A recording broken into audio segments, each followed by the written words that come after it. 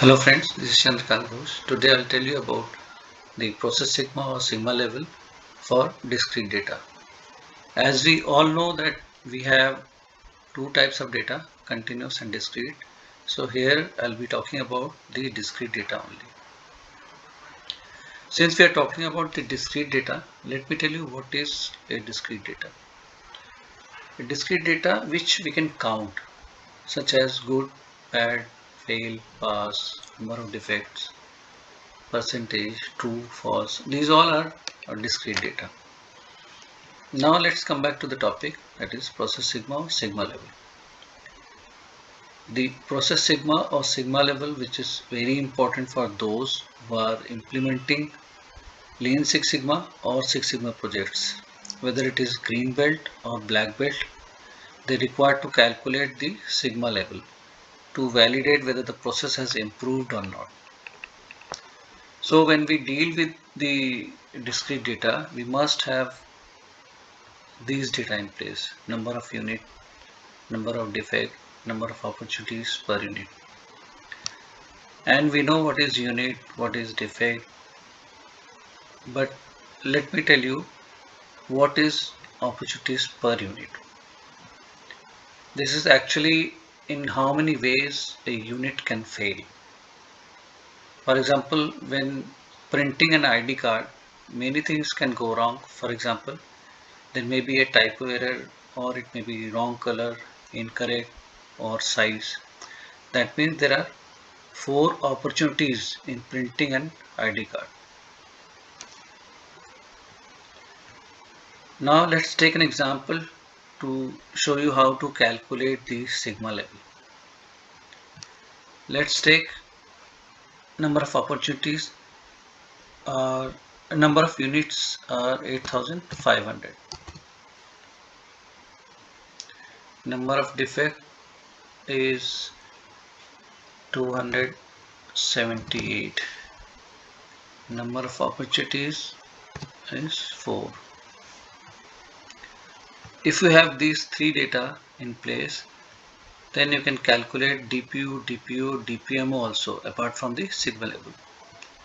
So let's calculate DPU. DPU is defect per unit, which we can calculate by dividing the number of defect, that is 278, by the total number of unit, that is 8500. We'll get the DPU, that is 0.0327. Now we'll calculate the DPO. DPO we can calculate by dividing the number of defect, that is 278, by total number of unit into total number of opportunities, that is 4. We'll get the DPO.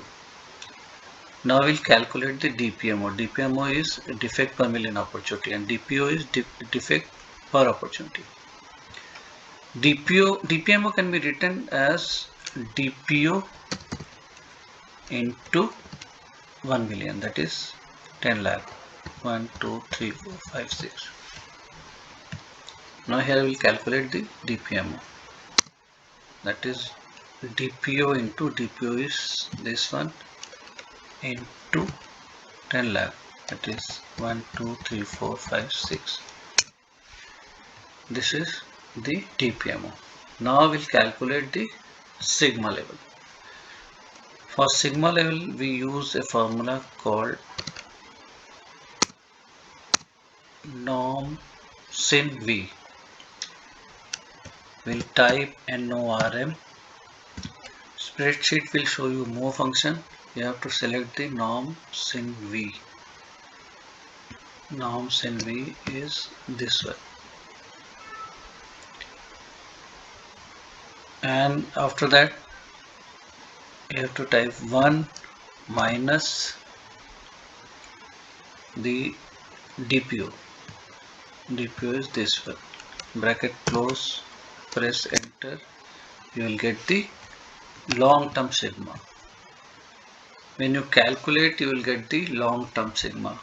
For short-term or the current sigma, you have to add 1.5 in the long-term sigma.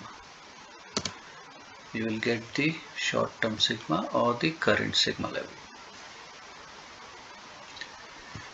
Let's take one more example to get the clarity how to calculate the sigma level. Let's say we have 10,000 unit and 311 defects and one opportunity only. Therefore, DPU is equal to the number of defects divided by the total number of units. We'll get the DPU. Now we'll calculate the DPU equal to number of defect divided by total number of unit into the number of opportunities. We'll get the DPU. Now we'll calculate the DPMO. DPMO is DPO, this one into 10 lakh. 1, 2, 3, 4, 5, 6. This is the DPMO. Now we'll calculate the sigma level. Sigma level, we type norm NORM sin V. You have to select the norm sin V.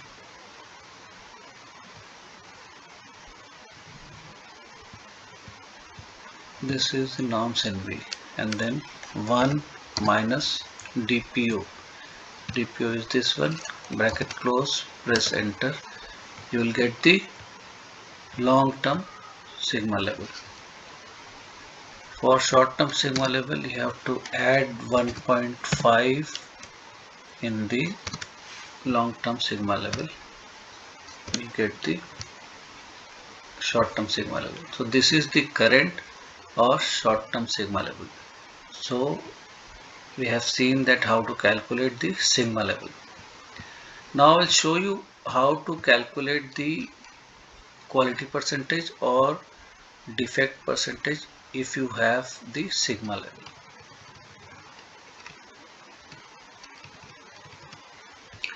So if you have sigma level say 4.9, that means you have short-term sigma level. For calculating the quality or percentage defect, you have to have long-term sigma. For long-term sigma, you have to subtract 1.5 from the short-term sigma level. Therefore, we'll subtract 1.5 from the short-term sigma level, that is from 4.9. Subtract 1.5. Sorry. We'll subtract the short-term 1.5 from the short-term sigma level. Why is this coming down? We'll subtract 4.9 minus 1.5. We'll get the long-term sigma. Now I will calculate the percentage quality. Type NORM, NORM, select norm dist, type the long-term sigma level or select the long-term sigma level from this place, press enter, you will get the quality level. For defect percentage, you have to subtract the quality percentage from 1. You will get the defect percentage. Let's take another example. Let's say the short-term sigma is 3.7. Then what will be the long-term sigma? 3.7 minus 1.5.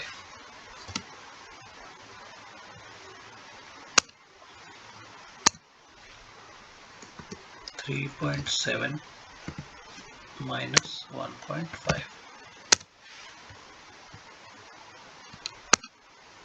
is 3.7 minus 1.5. We'll get the long-term sigma, long-term sigma. I will calculate the quality percentage. I will calculate norm, select norm dist from the function norm dist, type the long-term sigma, that is 2.2, close the bracket, press enter, you will get the quality percentage. For defect percentage, subtract the quality percentage from 1, we will get the defect percentage. So I have told you how to calculate sigma level and how to calculate the quality percentage and defect percentage if you have a current sigma level.